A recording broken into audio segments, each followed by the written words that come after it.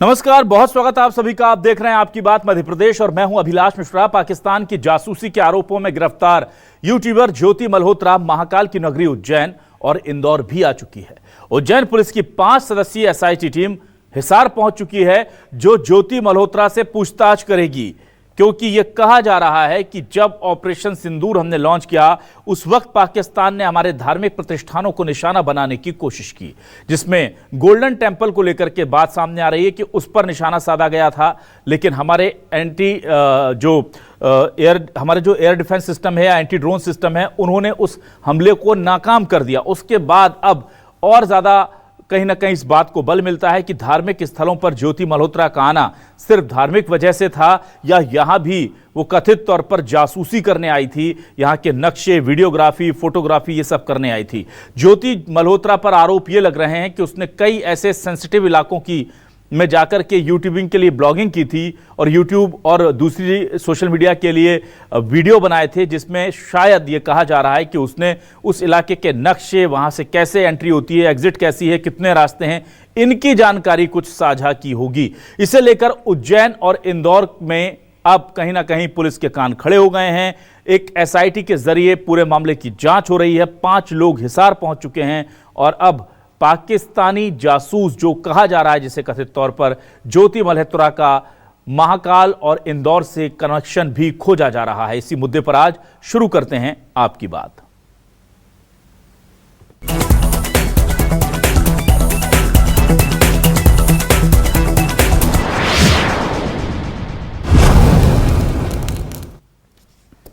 इस पूरे मामले को लेकर के कांग्रेस का साफ तौर पर कहना है कि ज्यादातर ऐसे मामलों में हमने देखा है कि जो भी सोशल मीडिया खासतौर से इस्तेमाल करने वाले लोग जो पकड़ा रहे हैं पाकिस्तान के लिए जासूसी करते हुए, वो बीजेपी से कहीं ना कहीं जुड़े हुए हैं। इस तरह की बातें सामने आई हैं।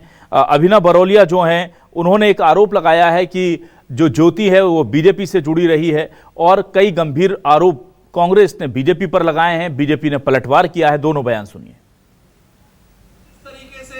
यूट्यूबर्स के मामले सामने आ रहे हैं और उनकी संदिग्धता देश की सुरक्षा के लिए बहुत गंभीर मामला है।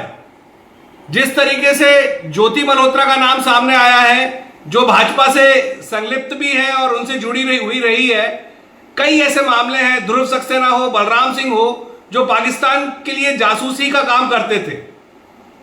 तो ये गंभीर विषय है जिसको बहुत गंभीरता से सरकार को लेना चाहिए।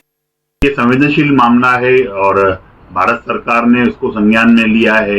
हर बिंदु पर उसकी जांच की जा रही है और निश्चित रूप से जो भी भारत देश से गद्दारी करेगा उसको निश्चित ही हमारी एजेंसियां उससे निपटने को तैयार है। अगर हमारे यहाँ पे कोई आतंकवादी भेजेगा तो हमारी सेना उसके लिए तैयार है। भारतीय सेना ने जो शौर्य और साहस का प्रदर्शन किया है उसको निश्चित रूप से पूरा देश सराह रहा है और जो देश से गद्दारी करेगा उसको बख्शा नहीं जाएगा। और आइए अब देखते हैं हमारे आज के सवाल क्या है। सवाल लेकर आ रहे हैं आपके सामने। हमारे आज के सवाल ये रहे। यूट्यूबर ज्योति मल्होत्रा पर रोज नया खुलासा। उज्जैन इंदौर में कैमरे में क्या क्या उतारा। धार्मिक स्थल और बॉर्डर की जानकारी लीक। देश में छिपे गद्दारों को कब मिलेगी सीख।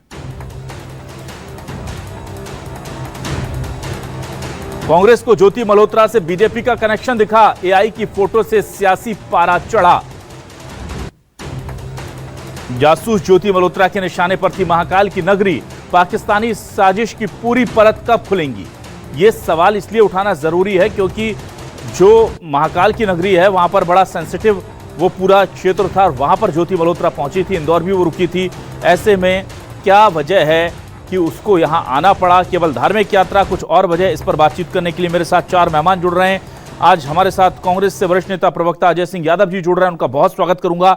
बीजेपी से माफ कीजिएगा, बीजेपी से हमारे साथ अजय सिंह यादव जी जुड़ गए हैं। कांग्रेस से हमारे साथ वरिष्ठ नेता प्रवक्ता अवनीश बुंदेला जी हैं। वरिष्ठ पत्रकार के तौर पर सरमन नगेले जी हमें ज्वाइन कर रहे हैं और social media influencer Bhupendra Jogi ji ने भी हमें ज्वाइन किया। चारों मेहमानों का बहुत स्वागत करता हूं और सबसे पहले अजय सिंह यादव जी के पास आता हूं। अजय सिंह यादव जी, देखिए बहुत महत्वपूर्ण ये मामला हो जाता है। उज्जैन में हमारी जिस तरह से आस्था है और वो एक बहुत बड़ा धार्मिक के साथ साथ एक अगर हम कहें विजिटर के लिहाज से तो देश के सबसे बड़े स्थलों में शुमार होता है। इसलिए मध्य प्रदेश की पुलिस ने संवेदनशीलता और तत्परता दिखाते हुए एसआईटी बना करके एक टीम को हिसार भी भेजा है। पर क्या सुरक्षित हैं सभी चीजें? सुरक्षा एजेंसियां जानकारियां जुटा रही हैं, खुफिया एजेंसियां हमारी, पर उज्जैन का जैसे ही नाम आता है तो पूरा देश जो है उसका ध्यान उस तरफ जाता है। अभी तक क्या ऐसी कोई जानकारी मिल पाई है जिसको लेकर के आप जो साझा कर सके, जिससे जांच में कोई दिक्कत ना हो? देखिए अभिलाष जी, जिस तरह से पहलगांव में हमारे निर्दोष नागरिकों के ऊपर हमला हुआ था और भारत की सेनाओं ने पाकिस्तान के घर में घुसकर आतंकी ठिकानों को नेस्तनाबूद किया और दुनिया ने भारत की ताकत देखी, लेकिन साथ ही ऐसे महत्वपूर्ण समय पर जो देश के अंदर रहकर भी देश के साथ गद्दारी कर रहे हैं, ऐसे लोगों पर भी जांच एजेंसियों ने नज़र अपनी दौड़ाई है और बहुत सारी गिरफ्तारियां इस मामले में हुई हैं। और आपके सामने कैमरे पे जो खबर चल रही है, ज्योति मल्होत्रा वो भी उनमें से एक हैं जिनके लगातार पाकिस्तान कनेक्शन और पाकिस्तान के दूतावास के कर्मचारियों के साथ मित्रता के सबूत लगातार दिखाई दे रहे हैं। ऐसे में जब मध्य प्रदेश पुलिस को इस मामले में जानकारी मिली कि ज्योति मल्होत्रा द्वारा मध्य प्रदेश में उज्जैन की यात्रा की गई, इंदौर की भी यात्रा की गई, तो ऐसे में मध्य प्रदेश सरकार जो कि संवेदनशीलता के साथ काम करती है, मध्य प्रदेश पुलिस द्वारा तत्काल इस मामले में एसआईटी का गठन किया गया और एसआईटी दल हिसार गया है जहां पर ज्योति मल्होत्रा से संबंधित जानकारियां जुटा रहा है। और ये हमने पूर्व में भी देखा है कि पाकिस्तान से जुड़े हुए लोगों का भारत के धार्मिक स्थलों पर विशेष तौर पर नजर रहती है, क्योंकि इस हमले में भी देखा गया था कि किस तरह से स्वर्ण मंदिर को टारगेट किया गया था, लेकिन हमारी सेनाओं ने उस टारगेट को पूरी तरह विफल किया। इसलिए इस संदर्भ में एसआईटी जांच कर रही है और कोई भी ऐसा तथ्य अगर मिलेगा तो उसके ऊपर कार्रवाई की जाएगी। लेकिन ये मध्य प्रदेश की डॉक्टर मोहन यादव जी की सरकार है जो संवेदनशील होकर काम करती है, इसलिए तत्परता से एसआईटी गठित की गई है। ठीक है, मैं जल्दी से आ जाता हूं अवनीश जी। अवनीश जी, देखिए यहां पर एक चीज कही जा रही है कि कांग्रेस से लिंक अप किया जा रहा है, लेकिन जितनी जानकारी हमारे पास है, एक फोटो जरूर सोशल मीडिया पर वायरल हुई थी जिसमें ज्योति मल्होत्रा बीजेपी का फोटो और गमछा डाले हुए नजर आई थी, पर बाद में उसे एआई से जनरेटेड फोटो कहा गया जब फैक्ट चेक किए गए तो ये क्या उसकी वजह से इन्हें ज्योति मल्होत्रा को बीजेपी से संबद्ध बताया जा रहा है, या कोई और वजह तथ्य हैं आपके पास जिसकी वजह से ये कहा जा रहा है आपके प्रवक्ता की तरफ से कि ये बीजेपी से किसी ना किसी तरह से जुड़ी हुई हैं? ठीक है अभिलाष जी, मैं तो ये कहूंगा ये विषय कांग्रेस या बीजेपी का नहीं है, ये विषय देश की सुरक्षा का है।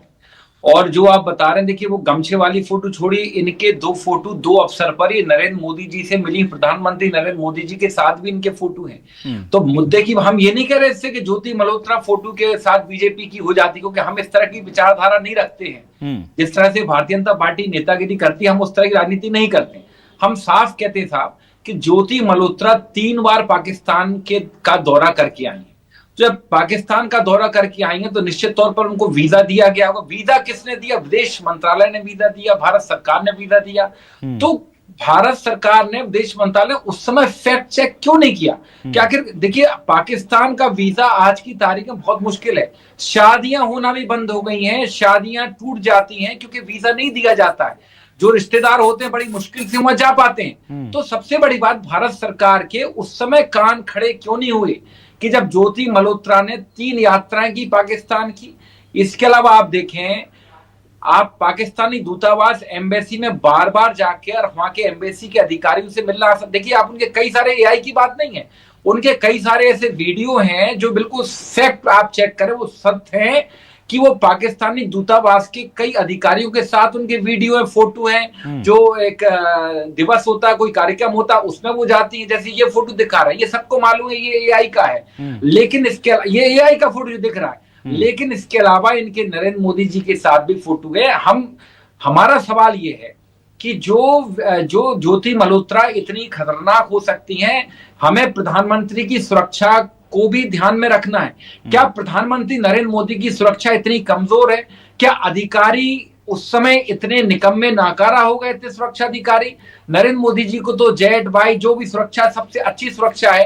तो हमारा सवाल ये है, देखिए चाहे वो प्रधानमंत्री किसी भी दल का हो, लेकिन हमारे देश का प्रधानमंत्री है, तो मैं मानता हूं देश के प्रधानमंत्री की सुरक्षा के साथ खिलवाड़ नहीं होना चाहिए। और अभी जो बात निकल कर आई है कि वो मध्य प्रदेश का दौरा करके गई हैं। महाकाल की नगरी बाबा महाकाल जो है, जो मंदिर है, वो निश्चित तौर पर पूरे विश्व में भारत का, मध्य प्रदेश का गौरव है और पूरे विश्व से लोग वहां दर्शन करने आते हैं। कई सारे धर्म के लोग भी दर्शन करने, सबकी मान्यता है। तो अगर वहां ज्योति मल्होत्रा गई हैं तो सबसे पहले ये जांच किया जाना चाहिए कि ऐसा क्या कारण था कि ज्योति मल्होत्रा वहां गई हैं और ज्योति मल्होत्रा को इतना सारा ट्रीटमेंट, वीआईपी ट्रीटमेंट क्यों दिया जा रहा था, ये तो एक बात है। इसके अलावा हमारा सवाल ये भी है कि देखिए, आज हमने जब ये हमला हुआ, पहलगाम हमला, हमने पूरी तरह से अपनी सरकार का समर्थन किया। हमने किसी भी प्रवक्ता ने, किसी नेता ने, सरमन नगेले जी या जो भी आप भी जानते हैं, किसी ने कभी कोई बयानबाजी नहीं की। राहुल जी ने कहा कि हम अपनी सरकार के साथ हैं, लेकिन उसके बाद भी जब ये बात निकल के आती है, अब जब सारी चीजें साफ हो गई हैं कि जब युद्ध विराम होता है तो कहा जाता है, मतलब खुद इनके विधायक कहते हैं कि ट्रम्प खुद कह रहे हैं कि हमने युद्ध विराम करा दिया। इसके बाद आप देखें, ठीक है, ऐसा कभी आपने देखा? अवनीश जी, ठीक है, चलिए अवनीश जी, आऊंगा, आप उस पर भी आएंगे। अभी हम एक एक राउंड जरा सभी लोगों से बात कर लेते हैं इस ज्योति मल्होत्रा के मैटर को लेकर के। मैं जल्दी से आता हूं भूपेंद्र जोगी जी, आपके पास एक बहुत महत्वपूर्ण सवाल देखिए भूपेंद्र जोगी जी उठा है। वो ये उठा है कि सोशल मीडिया इन्फ्लुएंसर जो हैं या जो हमारे सेलिब्रिटी हैं सोशल मीडिया के, उनको लेकर के आज़ादी तो उनको बहुत मिल गई है, उन्हें एक्सपोजर भी बहुत मिल गया है और उन्हें पैसा भी ठीक ठाक मिल रहा है, इसमें कोई गुरेज नहीं। लेकिन कहा जा रहा है कि उस जिम्मेदारी को वो नहीं निभा रहे हैं जो उन्हें निभानी चाहिए। वो माइक उठा करके कभी पत्रकार बन जाते हैं, कभी कैमरा उठा करके किसी भी जगह पर एंट्री पा लेते हैं, पर वो क्योंकि वो सार्वजनिक स्थलों पर, अपनी सार्वजनिक मंचों पर अपनी बात शेयर करते हैं, तो वहाँ की सेंसिटिविटी को, वहाँ के अनुशासन को वो समझ नहीं पा रहे। क्या कहेंगे आप? समझ वो इसलिए नहीं पा रहे हैं कि वो कुछ भी उठाकर कुछ भी बोल देते हैं। वो लोग अपनी गार्डों के सामने अपना पूरा कैमरा उठा के फोकस करते हैं। वो लोग ये नहीं देखते हैं कि हम किस विचारों के उद्देश्य से हम वीडियो बना रहे हैं। उनका मकसद होता है कुछ भी बना देना, ऐसा नहीं होता है। अपनी धार्मिक स्थलों को लेकर वो पूरा का पूरा फोकस कर रहा है, पूरी अपनी जानकारी उठाकर दूसरों को देना, ये तो बहुत ही गलत है। ये यूट्यूबरों का ये मतलब नहीं होता तो कुछ भी अपने मन में आए वो कुछ भी कर ले, ऐसा कुछ भी नहीं होता। मैंने कुछ पहले भी आकर देखा था, जैसे अपना अभिलेष यादव, जिसने स्नैक्स के विषय में अभी अपना पूरा बायोडाटा दिया था। बायोडाटा करने के बाद उनके ऊपर FIR भी हुई। FIR ऐसे इन्फ्लुएंसर को मैं तो बोलता हूँ पब्लिक कैसे चॉइस करती है, जब जो अपनी जानकारी पूरी लीक होने के बावजूद पूरी हर चीज़ पे कुछ ना कुछ बातें करने को लेकर ऐसी जानकारी बिल्कुल नहीं देना चाहिए। देश के हित की तो बात हो ही नहीं सकती है। ये तो देश के दुश्मन निकले, ये तो देश के हित की तो कोई बात नहीं करे। और धार्मिक स्थलों में मैं तो बोलता हूँ ये परमिशन नहीं मिलना चाहिए। आगे की भी यात्रा अमरनाथ यात्रा है, इसको बिल्कुल ध्यान में रखते हुए सरकार को बिल्कुल अलर्ट रहना चाहिए। ये पूरी खुफिया जानकारी अपने जासूसों को दे देते हैं। तो मेरा तो यही कहना है, इसके विचारों को लेकर थोड़ा सा विचार करा जाए तो बहुत अच्छी बात रहेगी। ठीक है, मैं सरमन नगेले जी आपके पास आता हूं। सरमन नगेले जी, देखिए बहुत ही सेंसिटिव मैटर है ये, और एक दो नहीं बल्कि हम दिग्विजय जी के अगर ट्वीट को देखें तो उन्होंने फहरिस्त भी गिना दी है बहुत लंबी चौड़ी। और कांग्रेस कह रही है कि ऐसे लोगों को पीएम मोदी के साथ अगर उनकी फोटो होगी और वो जाकर के अगर किसी जगह जाकर के अपना रौब झाड़ने की कोशिश करेंगे, उनके बड़े बड़े अधिकारियों के साथ, बड़े बड़े सफ़ेद पोशों के साथ पिक्स हैं, और वो देख करके कोई भी उसके प्रभाव में आ सकता है। तो क्या अब हमें जो सोशल मीडिया इन्फ्लुएंसर हैं या जो ऐसे लोग हैं, नेताओं को सार्वजनिक जीवन में, क्या उनको लेकर के और ज़्यादा स्क्रूटनी करनी चाहिए? यहाँ पर चूक हुई है क्या आपको लगता है, जिस तरह से कांग्रेस सवाल उठा रही है? और कांग्रेस जासूसी के मामले को बीजेपी के, खास तौर से बीजेपी से जोड़ रही है उन लोगों को लेकर के जो यंग हैं, जो आईटी का इस्तेमाल करते हैं, जो टेक्नोलॉजी का इस्तेमाल करते हैं। दिग्विजय सिंह जी ने तो बाकायदा एक लिस्ट ध्रुव सक्सेना से लेकर और ज्योति मल्होत्रा तक पूरी की पूरी जारी कर दी है। देखिए अभिलाष जी, आपने 3-4 सवाल कर दिए हैं, मैं सिलसिलेवार उसका उत्तर देने का प्रयास करूंगा। सबसे पहला तो ये है कि जो भी सोशल मीडिया इन्फ्लुएंसर है या डिजिटल क्रिएटर है, इनको संविधान के अनुच्छेद 19(1) के तहत कोई अमर्यादित या असीमित अधिकार नहीं मिला है। लेकिन संविधान का अनुच्छेद 19(2) कहता है कि आप जब भी कोई इस तरह की एक्टिविटी करेंगे, जो आम नागरिक को अधिकार मिले हैं फ्रीडम ऑफ एक्सप्रेस के, वही उनको मिले हैं। जिसमें कि देश की एकता, देश की संप्रभुता, देश की सुरक्षा, देश की रक्षा या किसी दूसरे देश से दोस्ताना संघर्ष, दोस्ताना जो संबंध है वो खराब ना हो। यदि ऐसी कोई परिस्थिति बनती है तो आप पर कार्रवाई की जाएगी। उसी के तहत 152 के तहत जो है ना जो ज्योति मल्होत्रा पर कार्रवाई की गई, उसी के तहत उनकी गिरफ्तारी की गई है। दूसरा मेरा यहाँ ये कहना है कि जो डिजिटल क्रिएटर हैं, सोशल मीडिया क्रिएटर हैं, इनको माननीय नरेंद्र मोदी जी के साथ में पहले कभी कुछ लोगों को उन्होंने बुलाया, उसमें कोई उस समय इनकी ऐसी तफ्तीश या इस तरह की इनकी हरकतें सामने नहीं आई होंगी तो पहुंच गए। कोई इरादतन तो उन्होंने नहीं किया है, क्योंकि यदि ऐसा कोई व्यक्ति रहता है जो संदिग्ध होता है तो सरकार या पीआईबी या वहां का लोकल इंटेलिजेंस प्रधानमंत्री के समक्ष कोई जाता है, उसकी पूरी उसकी वेरिफिकेशन होता है, सामान्य व्यक्ति नहीं पहुंच पाता है। तो ये उस समय ऐसी गतिविधि नहीं रही होंगी, तब ये वहां पहुंच गए। एक दूसरा जो माननीय दिग्विजय सिंह जी ने सवाल उठाए हैं, मेरी जो समझ ये कहती है या बाकी लोगों ने भी, मेरा कोई बीजेपी से सरोकार नहीं है ना मैं उनका प्रवक्ता हूं, जो मेरी जानकारी है कि जो बीजेपी सदस्यता देती है तो वो वेरिफिकेशन करती है और एक पर्ची भी दी जाती है, जो मेरे को संगठन महामंत्री ने एक बार दिखाई थी। अभी जो संगठन के कार्यालय के सचिव है माननीय राघवेंद्र कुमार शर्मा जी, उन्होंने भी दिखाई थी कि जब हमारा कोई सदस्य बनता है मिस कॉल से भी, तो हम पूरा का पूरा डेटा उसका वेरिफिकेशन करते हैं। तो इनका वेरिफिकेशन हुआ है क्या, कोई किसी तरह की इनकी कोई पर्ची, कोई पत्र, कोई इनके पास लेटर कुछ है क्या? सिर्फ गमछा डालने से कोई किसी दल का सदस्य हो जाए और उसको उससे जोड़ दे, इस पे थोड़ा सा लोगों को सोचना चाहिए। तीसरा मेरा यहाँ ये कहना है कि देखिए जो मध्य प्रदेश भी आए हैं वो, या जो बाकी जो चीज़ें हो रही हैं, ये बहुत गंभीर मसला है। इस पर राजनीति करने की बजाय जो है ना, आप जो देखिए अब समाज में ऐसे लोग हैं जो खुद ही अपराधी हो रहे हैं। अब मेरे पास तो नई सूचना ये आई कि ज्योति मल्होत्रा ने संभवतः धर्म परिवर्तन भी कर लिया है।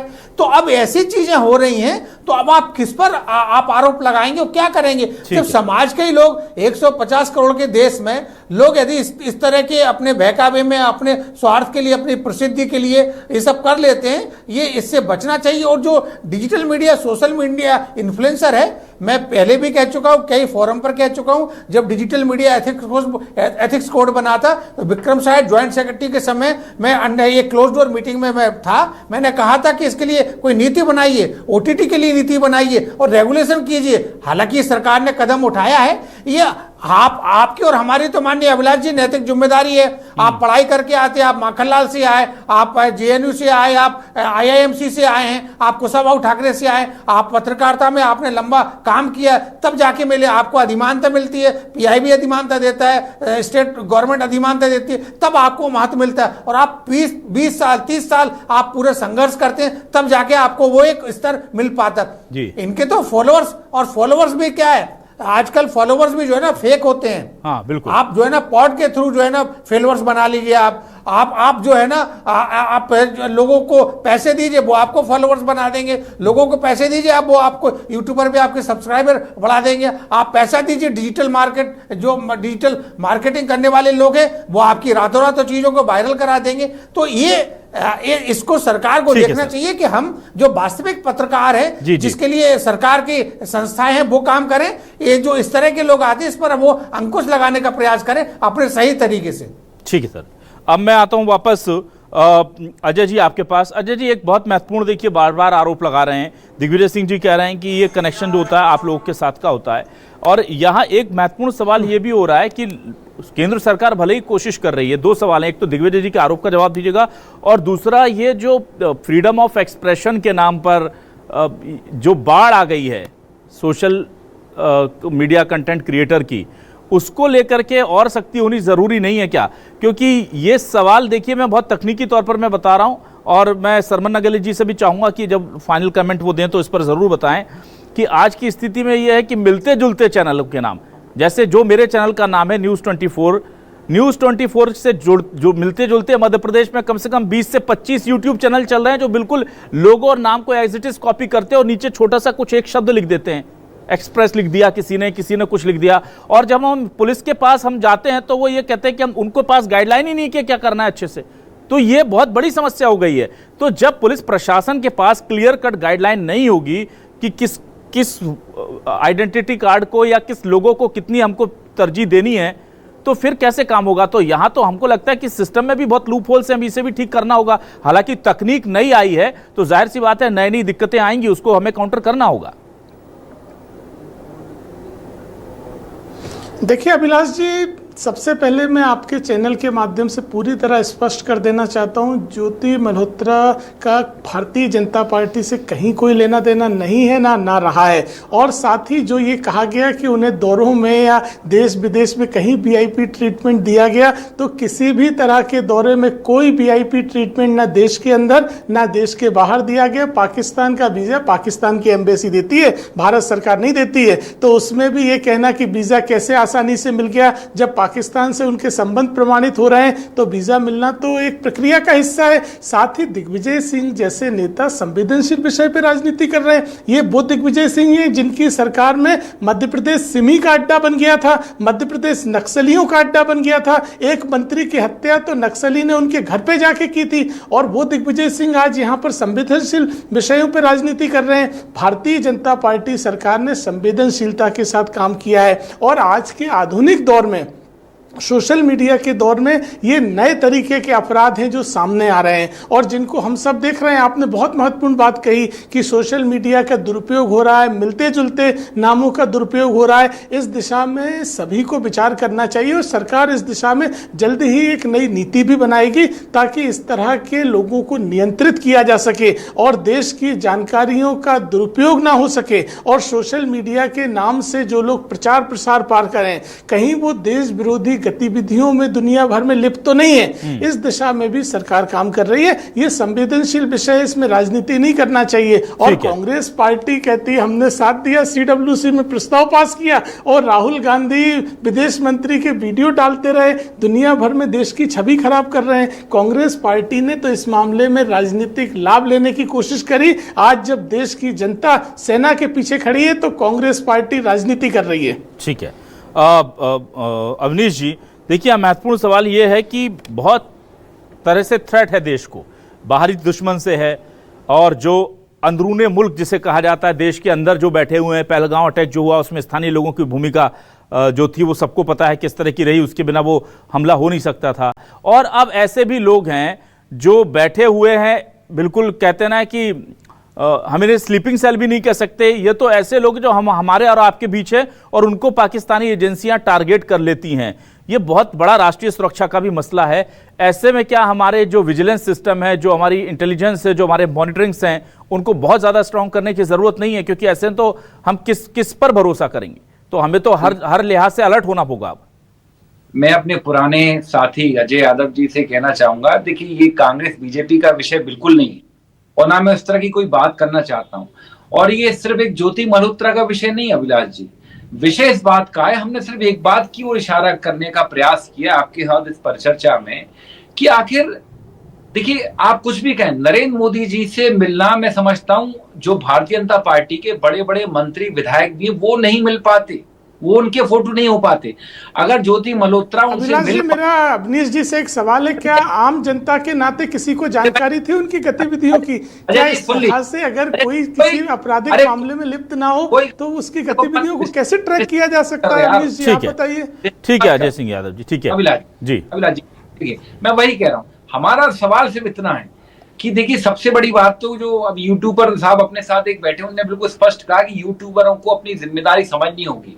और देखिए ठीक है, पाकिस्तान जाने का वीजा पाकिस्तानी एम्बेसी देती है, तो क्या कोई भी उठ के पाकिस्तान चला जाएगा? भारत सरकार को आपको स्पष्ट रीजन देना पड़ता है किस कारण से आप पाकिस्तान जा रहे हैं। अरे पाकिस्तान तो छोड़िए, अगर आप सिंगापुर भी जा रहे हैं तो आपको वीजा अप्लाई करने के लिए उसकी फीस जमा करनी होती है, इतने डॉलर जो भी है, और आपको रीजन देना होता है कि ट्रैवलिंग के लिए जा रहे हैं, शादी में जा रहे हैं, किस ऑफिशियल काम से जा रहे हैं।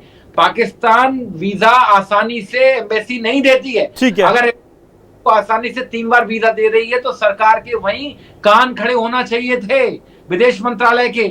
लेकिन हम तो देखने वाले हैं, विदेश मंत्री तो हमारे ऐसे हैं कि जब वो आतंकवादी ठिकानों पर हमला करते हैं तो उल्टे पाकिस्तान सरकार को सूचित करते हैं कि भैया बता दो आप यही कांग्रेस पार्टी की दिक्कत है। करने वाले अवनीश जी अवनीश जी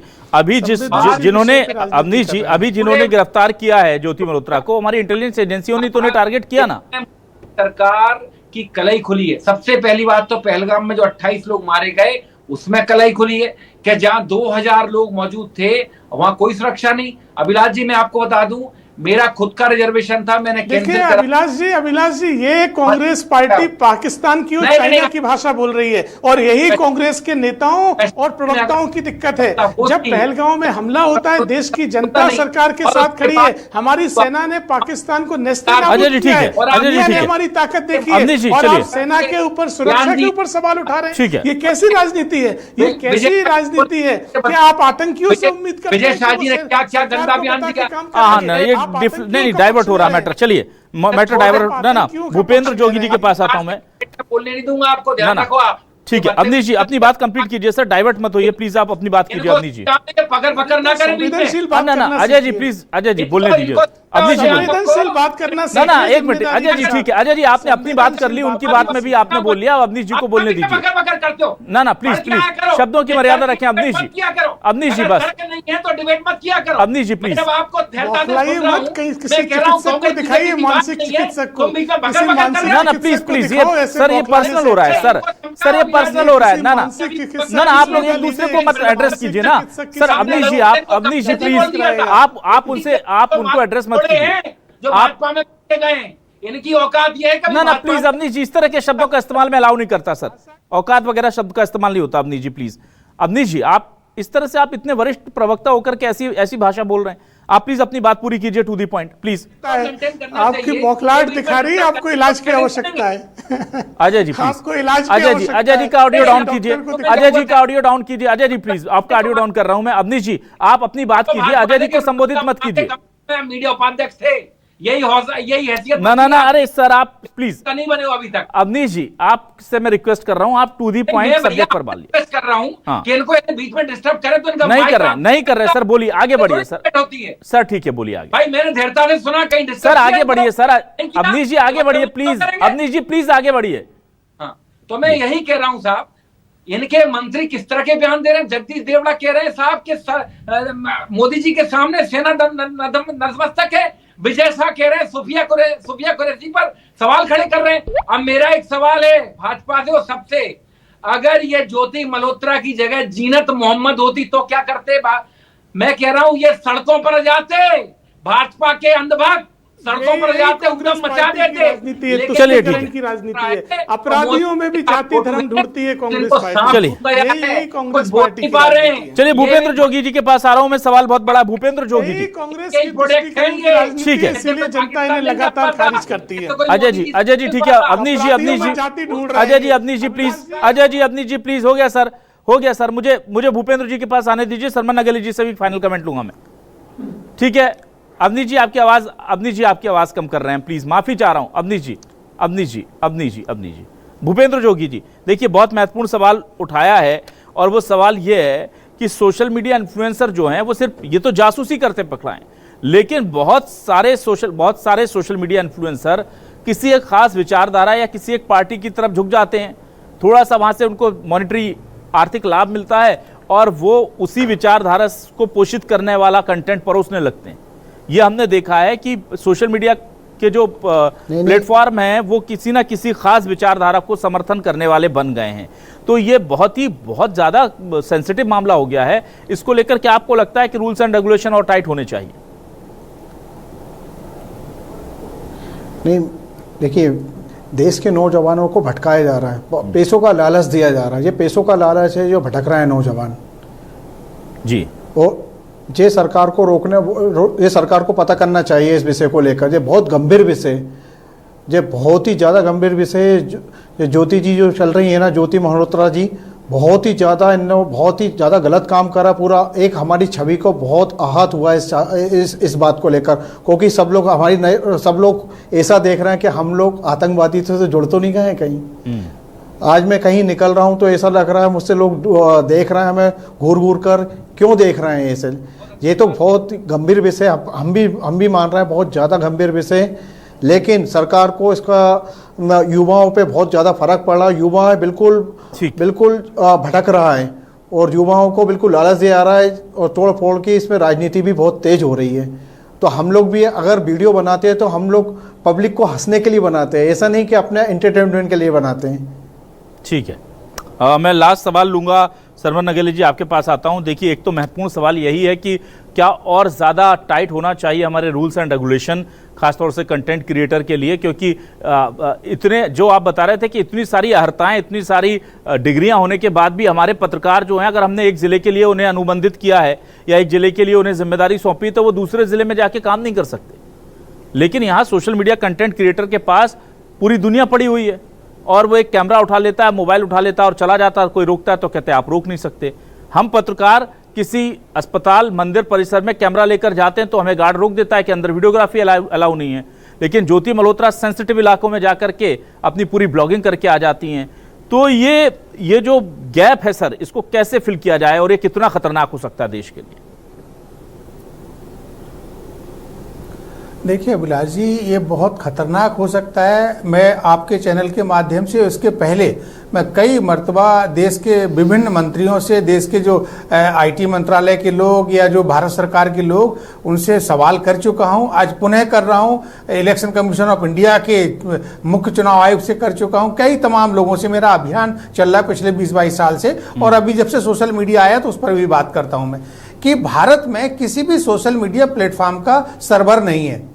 तो जब सर्वर नहीं है तो आपके हाथ में, आपके पास में, भारत सरकार के पास कुछ भी नहीं है। चाहे चुनाव के दौरान देखें आप, फेक न्यूज का कैसे वायरल होती है, कैसे वो बाद में अल्टीमेटली जब टेक डाउन एग्रीमेंट है, जांच शिकायत होती, जांच पड़ताल होती, तब उसको रोकने का प्रयास होता है, तब तक बहुत काम आगे चला जाता है, बहुत पानी बहुत बह जाता है। एक दूसरा मेरा ये कहना है कि सरकार को बहुत गंभीरता के साथ इस पर रूल्स एंड रेगुलेशन बनाना चाहिए। पत्रकार की तुलना सोशल मीडिया इन्फ्लुएंस से, डिजिटल क्रिएटर से नहीं करना चाहिए। पत्रकार बहुत जिम्मेदार होता है। इनका सोशल मीडिया इन्फ्लुएंसर या क्रिएटर का कोई ट्रेनिंग नहीं होती, कोई इनके पास एक्सपीरियंस नहीं होता है। और जो राजनीतिक दल के लोग हैं, मैं कहना चाह रहा हूं, फिर से कहना चाह रहा हूं, राजनीतिक दल के लोग इनका उपयोग करते हैं अपनी पार्टी की विचारधारा को बढ़ाने के लिए, अपने कामों को बढ़ाने के लिए। मैं किसी पार्टी का नाम तो नहीं ले रहा हूं, मेरे पास पुख्ता जानकारी है। 5-5 लाख व्हाट्सएप ग्रुप हैं, यूट्यूब के 5-5 लाख आपके जो है ना ऐसे लोग हैं जो आप, कई सारे लोगों ने बाकायदा मीटिंग बुलाई है, उनसे कहा है कि ऐसा कीजिए, ऐसा कीजिए।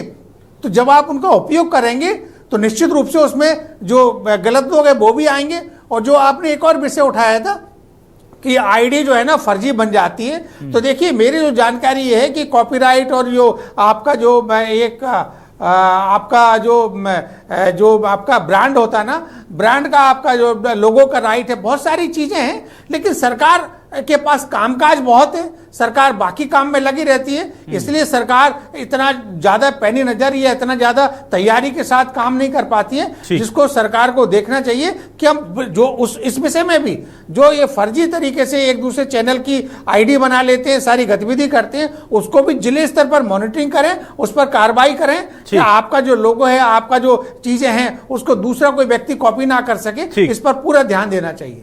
ठीक है, तो कुल मिलाकर के बड़ा सेंसिटिव मामला है। महाकाल की नगरी से क्या कोई जानकारी लीक हुई है या नहीं, इंदौर से क्या कनेक्शन है ज्योति मल्होत्रा का, और ये सवाल तो इस जांच के साथ शायद थम जाएं, पर बहुत सारे सवाल बाकी रह जाएंगे कि हमें कहां तक सेंसिटिव इंफॉर्मेशन को लोगों से शेयर करने की इजाज़त देनी चाहिए, कहां तक हमें सोशल मीडिया के इन्फ्लुएंस को रोकना चाहिए, कहीं ये अभिव्यक्ति की आज़ादी पर कुठाराघात तो नहीं होगा, या कहीं देश की सुरक्षा से खिलवाड़ तो नहीं होगा। बहुत बारीक रेखा है इसके बीच। बहुत शुक्रिया अजय सिंह यादव जी, अवनीश बुंदेला जी, सरमन नगेले जी, भूपेंद्र जोगी जी, हमारे साथ जुड़ने के लिए, इस डिबेट का हिस्सा बनने के लिए। तमाम दर्शकों का भी बहुत बहुत शुक्रिया। नमस्कार।